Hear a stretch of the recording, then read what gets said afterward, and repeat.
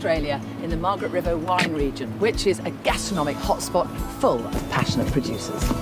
But there's much more to this area. It has an incredibly diverse landscape and one of the most stunning coastlines I've ever seen. I've explored WA's vibrant nature capital, Perth, been hosted by Margaret River's finest food and wine producers, and now I'm going to walk it all off. Stay with me as I discover the natural treasures along the Cape to Cape Trail. In 1801, on his expedition of discovery, French explorer Nicolas Baudin dropped anchor here, naming the bay and adjacent cape after his two boats, Géographe and Naturaliste. It was the most valuable natural history expedition of its time, doubling the known species of flora and fauna. Today, the lighthouse at Cape Naturaliste is the northerly starting point of the stunning Cape to Cape track. Thankfully, not much has changed. This place is still a biodiversity hotspot.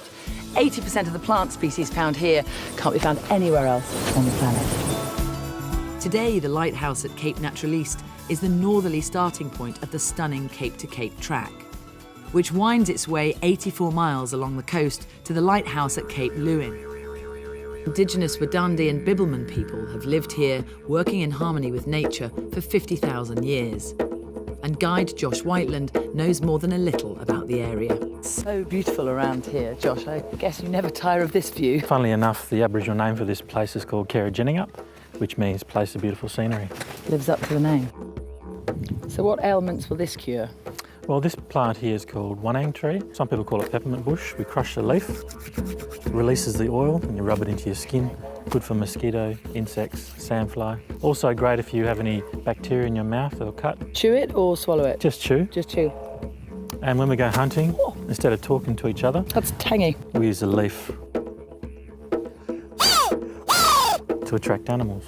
In between the thumbs? Yep, in between the thumb, like that. Yep.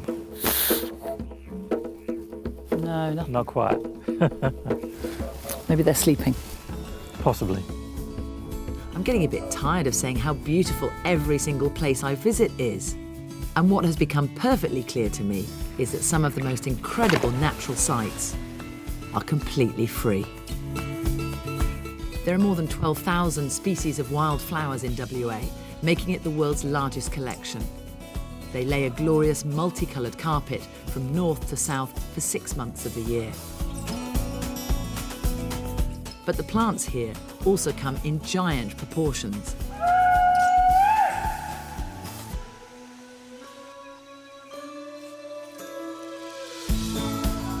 Meet the completely wild stingray population of Hamelin Bay.